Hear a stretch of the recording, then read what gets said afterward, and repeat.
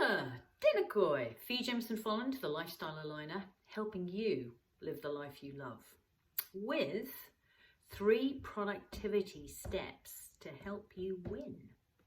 So what's this all about? Well, you will recall recently, and in fact on several occasions, I have covered focus, productivity.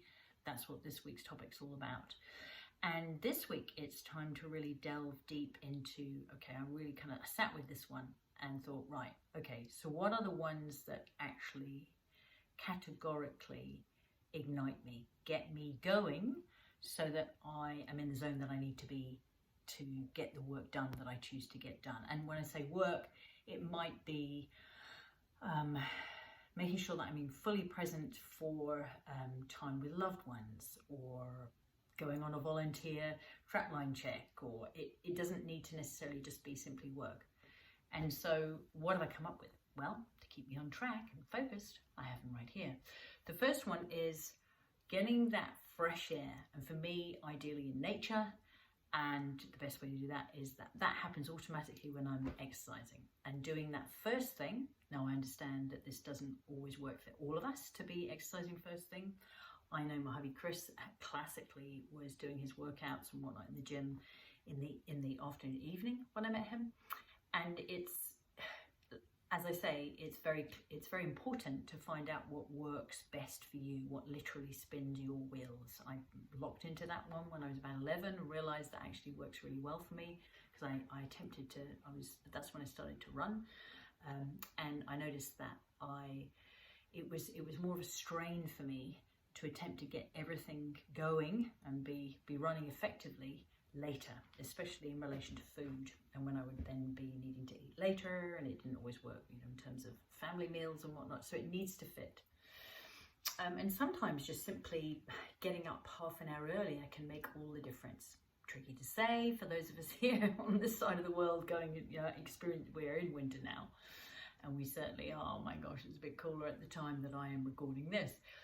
The second one I've come up with is get set up beforehand in terms of getting clear about what are my priorities.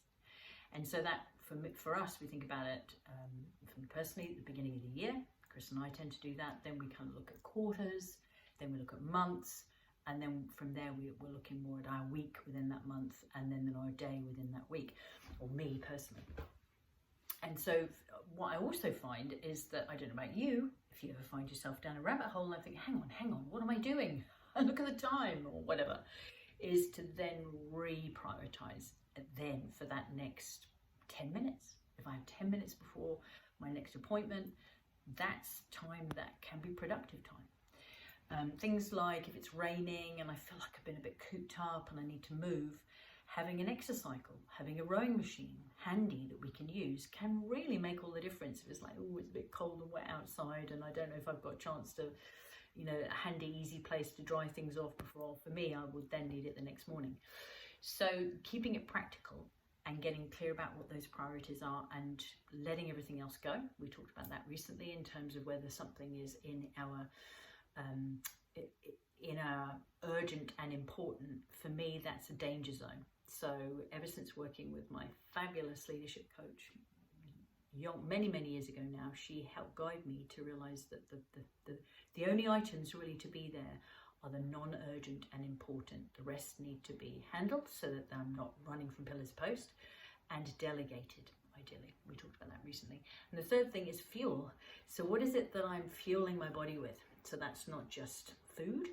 It's also what we're drinking, water-wise, etc., or how much water we're drinking, or how much we're not. Anything other than water is not water. And then also I would include in here fuel for my brain, bread for the head, as the wonderful Jim Rohn says. So those are mine.